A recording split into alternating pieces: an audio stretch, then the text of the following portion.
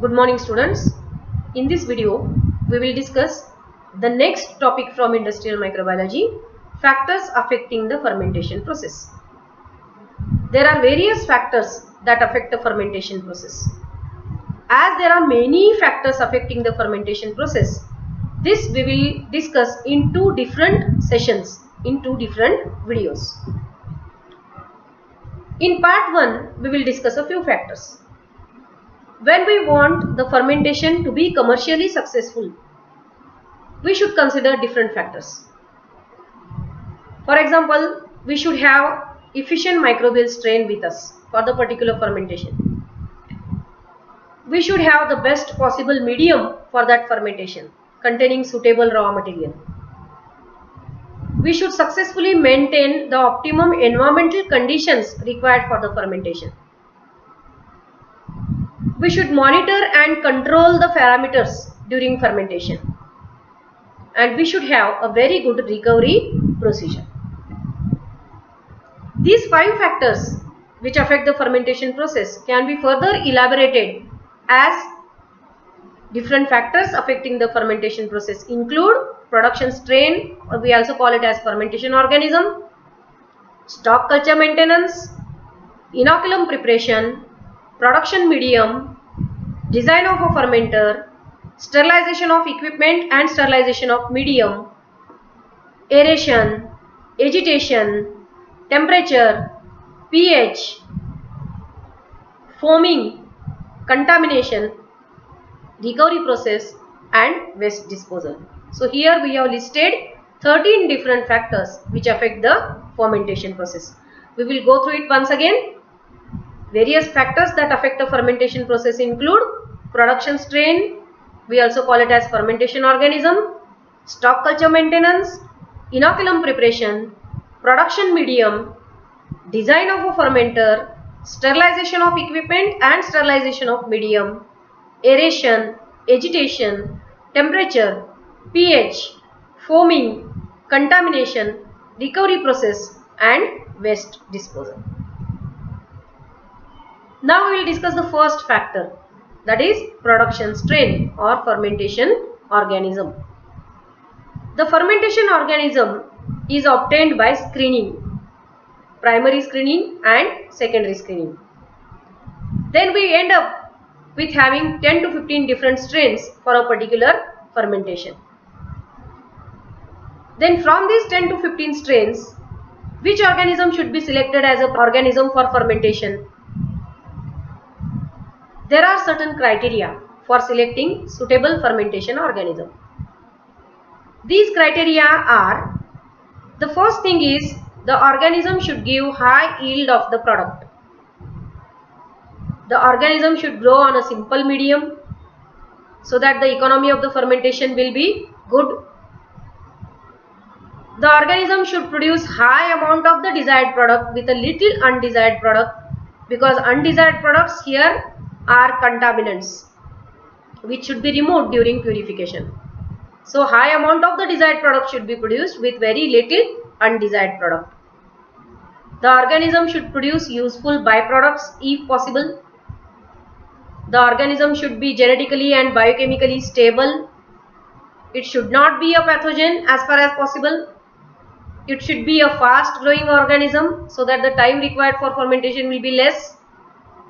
It should be able to grow and metabolize under the conditions in which the product remains stable. If product is biologically active, then that product should remain stable and the organism should grow and metabolize under the conditions in which the product remains stable. The fermentation organism is selected by screening, and further it is improved by strain improvement program to obtain a better yield and better quality of the product. Then the second factor we will discuss is stock culture maintenance. In industries, we have various important organisms. For example, the production strain is there, the strains required for assay are there, reference strains are there. All these organisms should be maintained. These organisms are maintained as stocks, and that is the stock culture maintenance. Stock culture is maintained in two varieties of stocks as primary stock and working stock. Working stock is maintained as agar slant or agar stab or spore preparation in soil. These stocks are stored at low temperature, generally by using refrigeration. Primary stocks are kept in reserve, and primary stocks are used only when the working stock is spoiled or lost or contaminated. Primary stocks are maintained by using methods like storage under liquid nitrogen, freeze drying or lyophilization. These primary stocks are used very rarely or occasionally, and therefore they are stored by using the techniques which do not require frequent subculturing. Stock cultures must be checked for possible changes in growth characteristics and production capacity. The stock should be checked for possible changes in growth characteristics and production capacity. Cultures should not be frequently subcultured, because when you subculture, you allow a few generations of growth or a few hundred generations of growth, and that increases the chances of spontaneous mutations. Cultures should be labeled with good descriptive labels. So this is about the second factor that affects the fermentation process. Now the third factor is inoculum preparation. What is inoculum? Inoculum is the starter culture. Inoculum is also called as starter culture. It is the suspension of fermentation organism. So inoculum or starter culture initiates the fermentation. For this, we should grow the organism in medium called as inoculum medium. Inoculum media are designed to obtain rapid growth of the organism and to obtain desired cell concentration.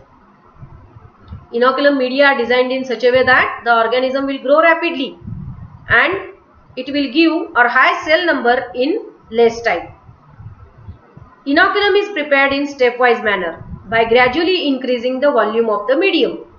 Means first we maintain the culture on slant. From that slant we take the culture, make suspension and add it in a 500 ml flask. Then it is added to 1 liter flask. From that it will be added to 5000 liters. Then to 10,000 liters and so on and so forth. Gradually the volume of the medium is increased and inoculum is built up.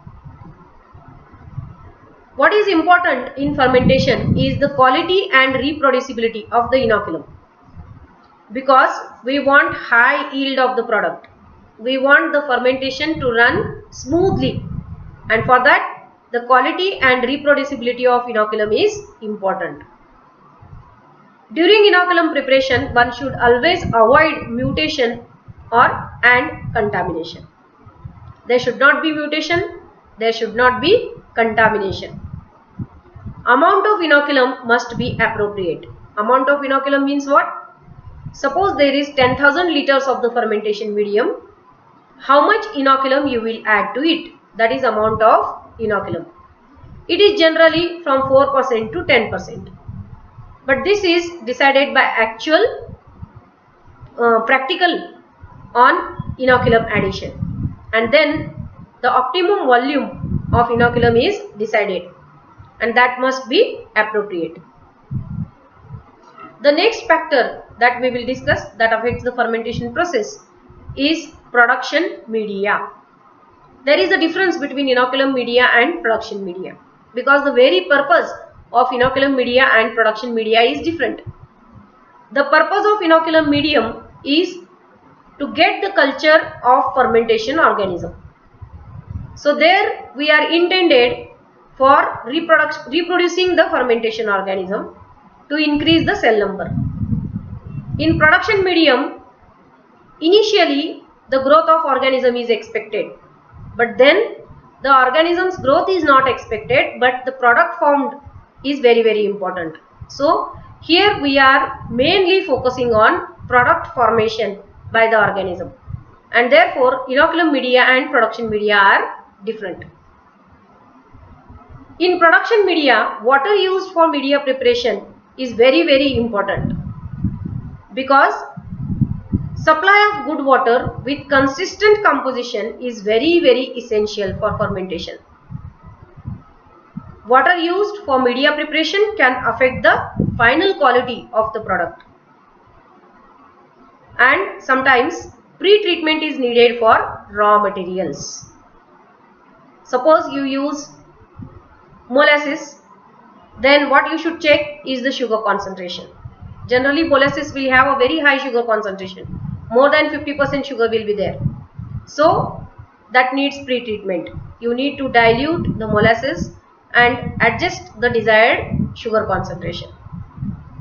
Suppose the fermentation medium is having cellulosic component, then that cellulose should be digested partially, so that the organism will get the nutrient in simpler form. Such things are called as pre-treatments, and such pre-treatments are needed for raw materials. Criteria for selection of production media. This will include the production medium should provide nutrients for growth and product formation. It should have a good buffering capacity. There should be lack of foaming. Now why this is desired from the medium? This is because foaming occurs due to proteins or peptides that are the components of the medium. So as far as possible, we should not use proteins or peptides in the medium, so that foaming will not be a problem. But in actual practice, we cannot avoid proteins or peptides in the medium, because if you avoid proteins or peptides in the medium, we have to use inorganic nitrogen sources, and the cost of medium increases. So, but this is a desired characteristic, that the medium should not foam. Control over redox potential. What does this mean now?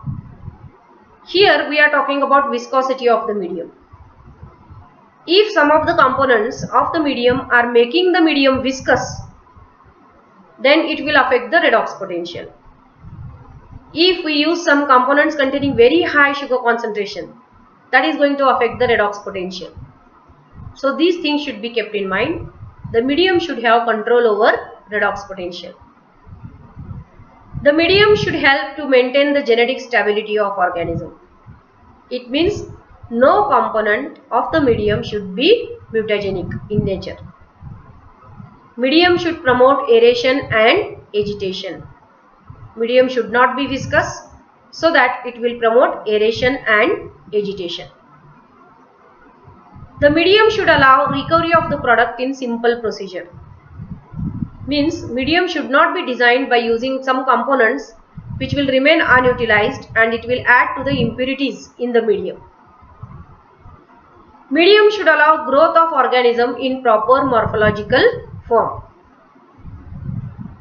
Means suppose the organism is mycelial in nature, it can grow in the form of mycelia on the surface, or it can grow in the form of mycelial pellets, or it can undergo sporulation. So whatever is required during the fermentation, that morphological form should be maintained, and the medium should be selected based on that. Allow or inhibit sporulation as per the requirement. Medium should allow the sporulation if it is required, or if it should inhibit the sporulation if it is required so. There should be provision for precursors or inhibitors if needed. Medium should have provision for alternate substrate. Suppose your medium is using molasses, then molasses is not available throughout the year. Therefore, when molasses is not available, the medium should have provision to use alternate substrate other than molasses. Medium must be economically feasible, because the cost of medium can affect the total cost of fermentation. So medium must be economically feasible. Thank you. Remaining factors we will discuss in the next lecture.